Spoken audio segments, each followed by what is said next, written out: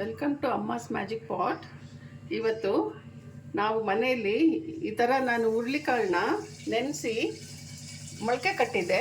ಇವತ್ತು ಮೊಳಕೆ ಹುರುಳಿಕಾಳು ಸಾರು ಮಾಡೋದು ನೋಡ್ಕೊಳ್ಳೋಣ. ಮೊಳಕೆ ಕಟ್ಟಿದ ಹುರುಳಿಕಾಳು, ಇದು ತೆಂಗಿನಕಾಯಿ, ಟೊಮೆಟೊ, ಶುಂಠಿ, ಖಾರದ ಪುಡಿ, ಮಸಾಲೆ ಪುಡಿ, ಧನಿಯಾ ಪುಡಿ, ಅರಿಶಿನ ಪುಡಿ, ಈರುಳ್ಳಿ ಒಂದು ದೊಡ್ಡದು ಈ ಥರ ಫ್ರೈ ಮಾಡಿ ಇಟ್ಕೊಂಡಿದ್ದೀನಿ.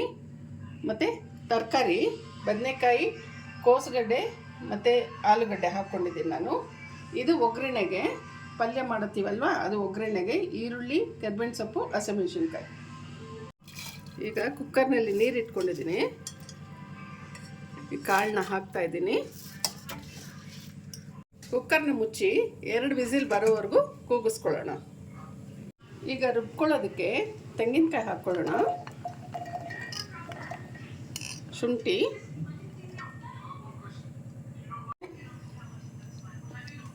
ಬೇಯಿಸ್ಕೊಂಡಿರೋ ಈರುಳ್ಳಿ,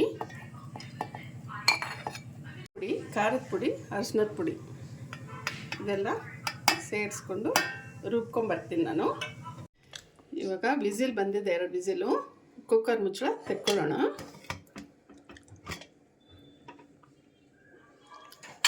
ಈಗ ತರಕಾರಿ ಹಾಕ್ಕೊಳ್ಳೋಣ.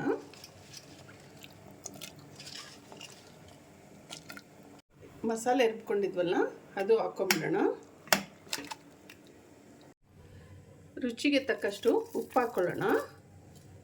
ಮತ್ತು ಮುಚ್ಚಿಬಿಟ್ಟು ಇನ್ನೊಂದು ವಿಸಿಲ್ ಮಾಡ್ಕೊಳ್ಳೋಣ. ಹುರುಳಿಕಾಳು ಪಲ್ಯ ಮಾಡೋದಕ್ಕೆ ಒಗ್ಗರಣೆಗೆ ಎಣ್ಣೆ ಹಾಕ್ಕೊಳ್ತಾ ಇದ್ದೀನಿ.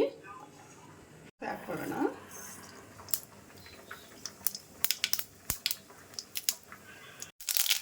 ಕರಿಬೇವಿನ ಸೊಪ್ಪು ಸ್ವಲ್ಪ, ಹಸಿಮೆಣಸಿನ್ಕಾಯಿ,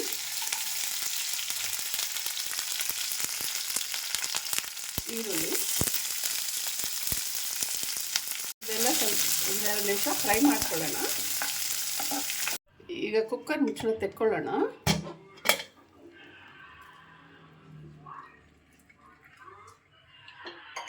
ಈಗ ಇದನ್ನು ಸ್ಟ್ರೈನ್ ಮಾಡ್ಕೊಳ್ಳೋಣ.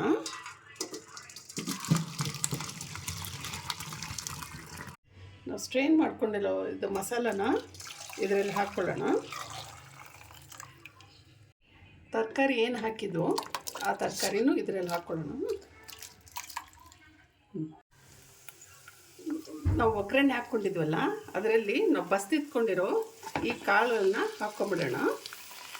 ಈ ಥರ ಒಗ್ಗರಣೆಯಲ್ಲಿ ಎಲ್ಲ ಮಿಕ್ಸ್ ಮಾಡ್ಕೊಳ್ಳೋಣ.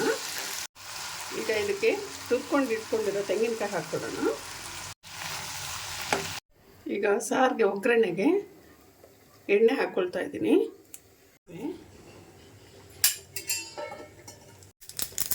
ಕರಿಬೇವಿನ ಸೊಪ್ಪು ಹಾಕ್ಕೊಳ್ಳೋಣ. ಈ ಒಗ್ಗರಣೆನ ಸಾರು ಒಳಗಡೆ ಹಾಕ್ಕೊಳ್ಳೋಣ.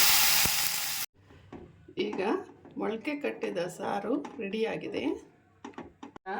ಅನ್ನ ಇಟ್ಕೊಂಡು ಸೈಡ್ನಲ್ಲಿ ಸಾರು ಹಾಕ್ಕೊಂಡು ಪಕ್ಕದಲ್ಲಿ ಮೊಳಕೆ ಕಟ್ಟಿದ ಹುರುಳಿಕಾಳು ಹಾಕ್ಕೊಂಡು ತಿಂದರೆ ತುಂಬ ಚೆನ್ನಾಗಿರುತ್ತೆ. ನೀವು ಮನೇಲಿ ಮಾಡಿ ತಿಂದು ಕಮೆಂಟ್ನಲ್ಲಿ ಹೇಳಿ. ನನ್ನ ಚಾನಲ್ನ ಸಬ್ಸ್ಕ್ರೈಬ್ ಮಾಡಿ, ಲೈಕ್ ಮಾಡಿ. Thank you.